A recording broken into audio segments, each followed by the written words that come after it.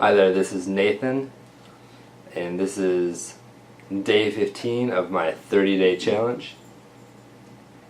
And what I'd like to talk about today is, first I'd like to talk about our garden. We did some fun things today. We finished putting up our trellis for the garden. So we put up some peas, and then we put up the trellis for the peas so that they're just about at the right height to start grabbing onto the lines that we put up. And we trellised. We finished the trellis for the tomatoes. We still have a little bit left, but we clipped up all the big ones to some cables. They were initially attached to some stakes, but now they're attached to something a little more robust. So that was good, because they're tall enough to need it. We've got the first couple of our little tomatoes, not as flowers anymore, but as actual tomatoes. So that's wonderful. The next thing I want to talk about is a little bit about the process of awakening. And it seems like, as the earth goes through this transition period, people are, more and more people are becoming more and more awake, which is what you'd kind of expect from the earth rising in consciousness. And as people become more conscious and more aware of their surroundings and stuff, it's kind of hard to ignore some other things that are going on at the same time. Things like it seems like time is speeding up. And by that I mean that change is happening faster and faster. So like you look at world events, and it's like, it just seems like, okay, you got like global catastrophes happening on a more frequent basis than they have in the past. You got, with more damage and volume, we have floods everywhere, tsunamis, Fukushima, you got the Gulf oil spill, you got, all the birds that were dying like several months ago just collapsing dead. It's just like one event after another, kind of like it's just following right on its heels. And at the same time, you have the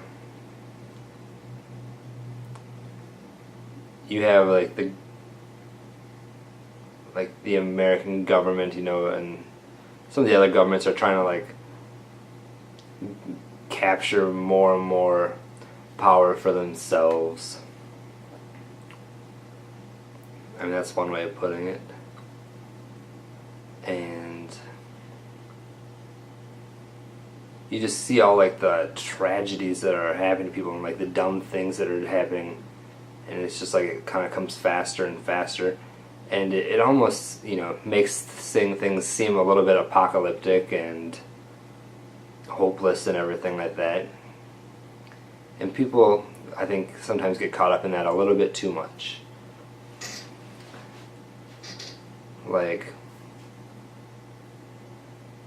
It makes you feel a little bit powerless. And so I think what's really good advice for everybody at this time is just to kind of start tuning out things that aren't important to you.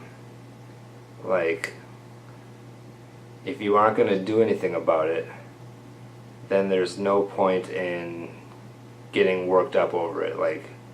So you got starving kids in Africa. Do they need help? Yes. Am I the person that's going to be the person that's going to help? No, that's not really what my mission is in life. It's probably not your mission, but it's somebody's mission. But if it's not your mission, then don't worry about it. Worry about the stuff you can control, and the stuff that you are supposed to control, like this stuff you're. So like what you should be doing, I think, is part of in the realm of worrying about what you can control, is that you should be, like, there is some purpose that you are put here on this planet for, and it centers around the things that you just happen to be good at, the things that you enjoy or love doing, and the things that other people get value of. So, while, you may love fishing, if other people don't get value out of your fishing, that might be more of a hobby or a thing.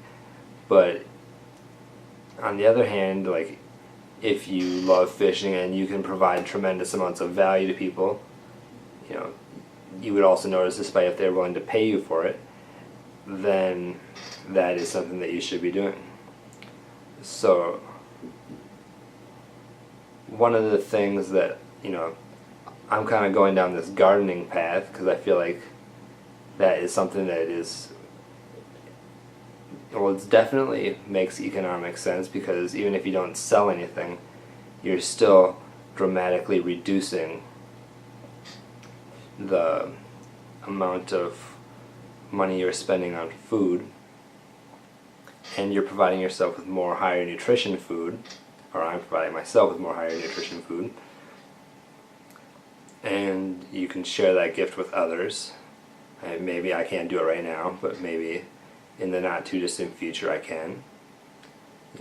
Partly with the greenhouse thing, and partly with growing super nutritious food.